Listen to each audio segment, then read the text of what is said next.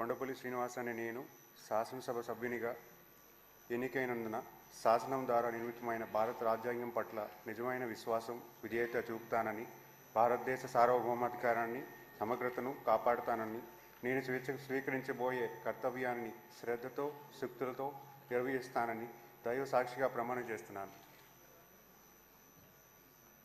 ఆంధ్రప్రదేశ్ శాసనసభ సభ్యుడైన నేను కొండపల్లి శ్రీనివాస్ అనే నేను సభ నియమాలను కట్టుబడి ఉంటానని, వాటిని అనుసరిస్తూ సభ మర్యాదలను పాటిస్తానని, సాంప్రదాయాలను గౌరవిస్తానని దైవ సాక్షిగా ప్రమాణం చేస్తున్నాను.